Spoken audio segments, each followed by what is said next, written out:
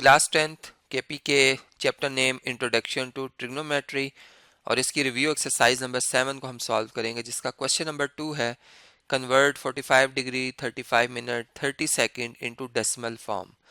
तो हमने इस एंगल को कन्वर्ट करना है डेसिमल फॉर्म में। तो ये देखें, जैसे हम जानते हैं कि ये 45 डिग्री है, ठीक है। अब अगर हम प्लस का साइन लगाते हैं तो ये 35 मिनट्स जो हैं इसको हमें डिग्री में कन्वर्ट करना है। हमें पता है कि 1 डिग्री में 60 जो है मिनट्स होते हैं, तो फिर 1 मिनट के अंदर 1/60 डिग्रीज होंगे, ठीक है। इसलिए 60 से डिवाइड करेंगे। सेम इसी तरह हम जानते हैं कि 1 डिग्री में 3600 सेकंड होते हैं।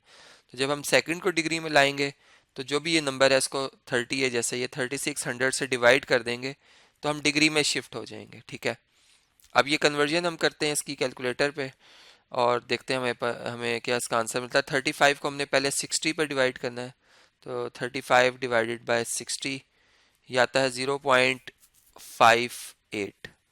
0.58, चलें इसको इधर लिख लेते हैं 0.58। 3 सो ऑन चल रहा है, चलें 3 भी लिख देते हैं प्लस। अब ये चूंकि अप्रॉक्सीमेट आंसर आ गया, ठीक है, यहाँ पे हम अप्रॉक्सीमेशन का भी साइन लगाएंगे क्योंकि हमने 3 के आने बाद में आने वाले डिजिट नहीं लिखे, ठीक है। अब 30 को हम डिवाइड करेंगे 3600 से, या यूं समझ लें कि 3 को डिवाइड करेंगे 360 से। तो 3 डिवाइडेड बाय 360, 3 डिवाइडेड बाय 360 ये बनता है 0.008 और उसके आगे 333 आ रहे हैं, ठीक है। यानी 0.008 आ रहा है और उसके बाद 3 आ रहे हैं सारे। तो इसको हम भी इधर ही स्टॉप कर लेते हैं। तो देखें, अभी अगर इन तमाम वैल्यूज़ को अगर हम ऐड करते हैं 45 और उसमें ऐड कर लें 0.583, ठीक है। तो ये 3 और 8 जब ऐड होंगे, देखें यहाँ पे चूँकि 5 और 8 तो 0 में ऐड हो रहे हैं, तो ये ऐसे ही रहेंगे 5 8, लेकिन ये वाला 3 जब इस 8 में ऐड होगा इसको 11 बनाएगा, ठीक है। यानी यहाँ पे 1 आएगा और इधर नेक्स्ट में ये 9 बन जाएगा, यानी ये बनेगा 45.5913 डिग्री, ठीक है। तो ये इसकी डेसिमल फॉर्म आ गई है। तो इसी के से ये क्वेश्चन जो है हम अंडरस्टैंड कर सकते हैं। आप इसको कैलकुलेटर पे वेरीफाई भी कर सकते हैं, आप कैलकुलेटर में इन तमाम वैल्यूज़ को ऐड करें। तो आप चलें इनको हम चेक भी कर लेते हैं, अभी आपसे शेयर करता हूँ मैं। जी, ये मैंने वेरीफाई किया है तो सेम यही आंसर आया है, ठीक है, 45.5913। तो इसी तरीके से आप भी इसको वेरीफाई कीजिएगा। नेक्स्ट है क्वेश्चन नंबर 3 और इसमें लिखा हुआ है कि convert 216.67 degree into into degree minutes and second form, ठीक है। अब इसे हमें डिग्री मिनट सेकंड फॉर्म में कन्वर्ट करना है। अब चूंकि हमारा ये एंगल जो है 216.67 ये डिग्री में है। अब डिग्री एक बड़ा यूनिट है और मिनट सेकंड उससे छोटे यूनिट्स हैं, ये 216 तो एग्जैक्ट डिग्री है। अब जो ये 0.67 डिग्री है इसको हम मल्टीप्लाई कर देंगे, 0.67 डिग्री को मल्टीप्लाई कर देंगे 60 से, तो हम मिनट्स में चेंज हो जाएंगे। इस एंगल को हम मतलब मिनट्स में भी चेक कर सकते हैं। तो देख लेते हैं 0.67 को अगर 60 से मल्टीप्लाई किया जाए, 0.67 मल्टीप्लाई बाय 60, तो ये बनता है 40.2। यानी 40.2 का मतलब है कि 40 मिनट, और जो 0.2 है इसको मजीद अगर हम 60 से मल्टीप्लाई करें तो हम सेकंड्स में कन्वर्ट हो जाएंगे। अब 0.2 को हम मल्टीप्लाई करते हैं 60 से, 0.2 मल्टीप्लाई बाय 60 तो ये बनता है 12, ठीक है। यानी ये बना 216 डिग्री 40 मिनट एंड 12 सेकंड। तो इस तरीके से ये जो क्वेश्चन था कि जिसमें एक एंगल था डेसिमल फॉर्म में, डिग्री में था उसका यूनिट, हमने उसको डिग्री मिनट सेकंड में तब्दील कर लिया। नेक्स्ट है जी क्वेश्चन नंबर 4, जिसमें लिखा हुआ है कि through how many radians does a minute of a clock turn through in 45 minutes. यानी कि कितने रेडियन एंगल बनेगा अगर जो क्लॉक है वो 45 मिनट्स का एंगल, मतलब 45 मिनट्स मूव करती है, ठीक है। मिनट वाला जो उसका आर्म है वो 45 मिनट मूव करता है, तो कितना मतलब जो है एंगल बनेगा, ठीक है जी, आवर वाले हैंड के साथ। तो इस लिहाज से हमने इस बात को अब समझना है। सोल्यूशन स्टार्ट करते हैं, ठीक है। फॉर एग्जांपल अगर मैं ये कहता हूँ कि ये क्लॉक है, यहाँ पे चले मैं क्लॉक ड्रॉ करता हूँ जी। अगर ये हम कहते हैं कि जी एक क्लॉक है, ठीक है, जिसमें अभी 12 ओ क्लॉक शो हो रहा है टाइम, ठीक है। इसका मतलब इसके मिनट वाला आर्म और इसका जो जो आवर वाला आर्म है वो एक ही पोजीशन पे है, ठीक है।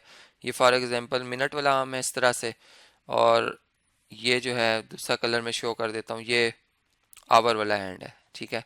अब जब 45 मिनट मूव होंगे, मतलब गुजरेंगे, तो ये मिनट वाला आर्म मूव होके, मतलब अगर हम यहाँ पे देखें तो 8 है और यहाँ पे देखें तो ये 9 आता है, ठीक है। यानी ये मिनट वाला जो ग्रीन कलर वाली आपको लाइन से नज़र आ रही है, रे नज़र आ रही है, ये यहाँ से शिफ्ट होके, मतलब मिनट वाली चले हम कहते हैं इधर ही है, ठीक है, फॉर एग्जांपल, और ये इधर आ जाएगी, ठीक है। हमने देखना है कि इसने कितना एंगल रेडियंस में मूव किया यहाँ से लेके यहाँ तक, फॉर एग्जांपल कि ये इसकी इनिशियल पोजीशन हमें नज़र आ रही है और ये इसकी टर्मिनल पोजीशन है, तो हमने देखना है कि इसने कितना एंगल जो है वो बनाया होगा 45 मिनट्स में, ठीक है। तो देखें यहाँ पर अगर हम देखें तो ये थ्री क्वार्टर बन जाते हैं, ठीक है। थ्री क्वार्टर मीन्स के 1/3 पार्ट ऑफ 2 पाई, ठीक है। जो टोटल जो रेवोल्यूशन का थर्ड पार्ट होता है, चूंकि 1 क्वार्टर यहाँ पे हो गया, 1 क्वार्टर यहाँ पे हो गया, 1 2 3, तो 3 क्वार्टर्स बन गए, तो हमने इसको 1/3 पार्ट कह दिया टोटल रेवोल्यूशन का, जो कि 2 पाई है, तो ये बनता है 2 पाई/3। एंगल जो बना इसका वो कितना बना, 2 पाई/3। सॉरी, बल्कि हम इसको यूं लिखेंगे कि चूंकि हमने 3 क्वार्टर्स ऐड किए ना, तो ये 1/4 1/4 एंड 1/4, तो ये बनता है 3/4, सॉरी 3/4, 3/4 ऑफ टोटल रेवोल्यूशन, ठीक है। तो ये 4 और ये 2 कैंसिल हो जाएंगे, यहाँ पे 1 आ जाएगा, यानी 3 1 3 पाई/2, यानी इसका बेसिकली आंसर जो आ रहा है वो 3 पाई/2 आएगा। सॉरी, यहाँ पर चूंकि अगर हम इसको इस सेंस में देखें कि जो रेवोल्यूशन है, वैसे वो जो थर्ड पार्ट की बात कर रहे थे वो ये थी ना कि टोटल का 3 पार्ट उसने मूव कर लिया और 1 पार्ट उसका यानी 1 क्वार्टर रह गया, लेकिन अगर हम इनको काउंट करें तो ये 1 क्वार्टर है, ये 2 और ये 3, 3 क्वार्टर्स मीन्स के 3 आउट ऑफ 4, चूंकि 1 quarter mean 1/4, 2 quarter mean 2/4, 3 quarter mean 3/4, ठीक है। तो यहाँ पे 3/4 आना था, ठीक है।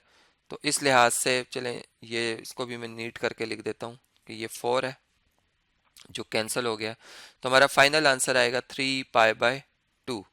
तो ये इसका फर्स्ट पार्ट का आंसर है, ठीक है। इसी तरह अगर हम इसके सेकंड पार्ट को हम सॉल्व करते हैं इसी क्वेश्चन के, चलें वो भी मैं स्क्रीन पे आपसे शेयर करता हूँ।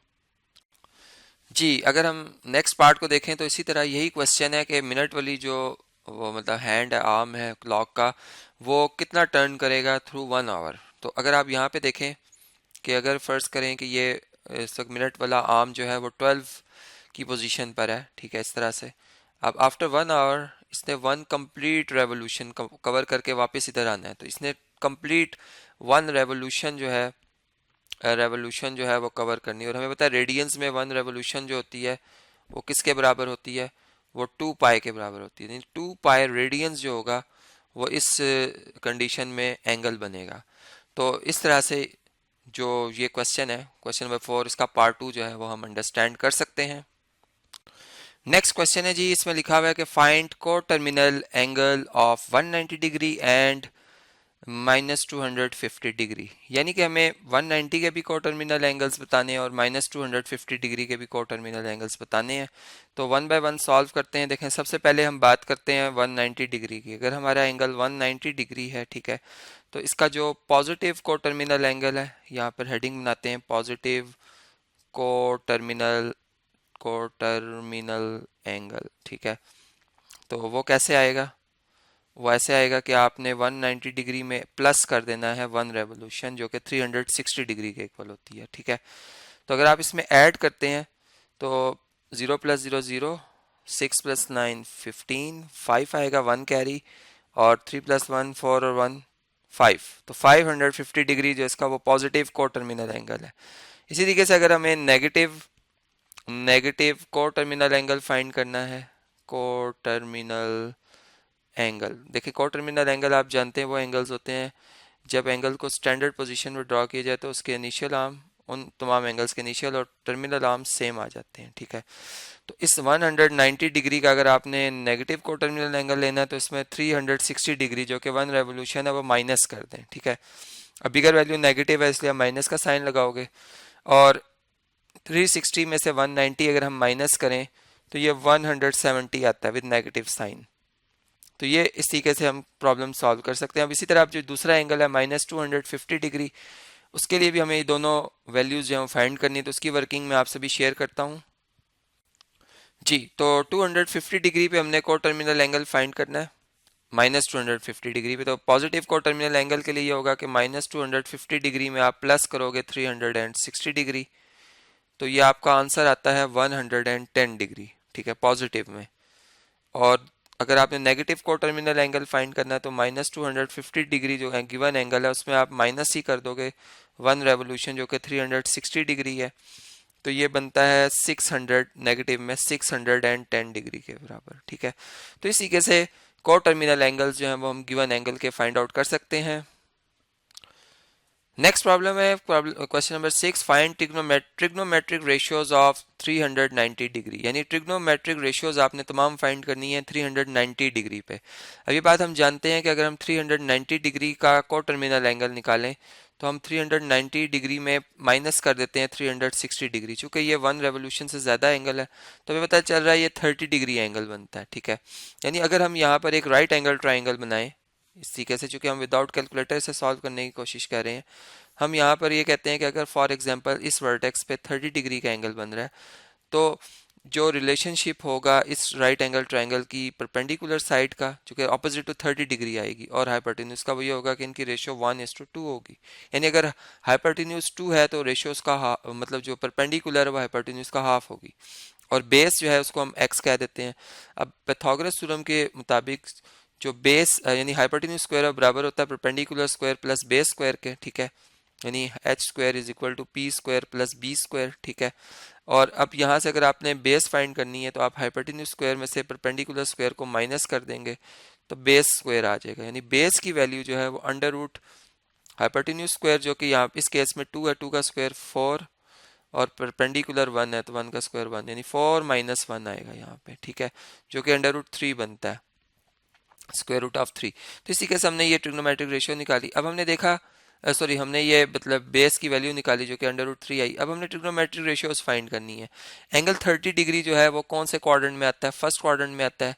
हम इधर लिखेंगे कि ये कौन से क्वाड्रेंट है जी, इसका फर्स्ट क्वाड्रेंट है, ठीक है, शॉर्ट फॉर्म लिख देते हैं।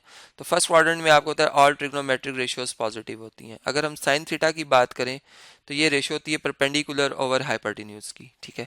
तो परपेंडिकुलर चूंकि हम थीटा जो ले रहे हैं इसमें एंगल वो 30 डिग्री ले रहे हैं, ठीक है, जो कि को टर्मिनल एंगल है 390 डिग्री का। यानी अगर हम 390 की बात करें तो परपेंडिकुलर 1 और हाइपोटेन्यूज 2, इसकी वैल्यू ये आ जाएगी, ठीक है, 1/2।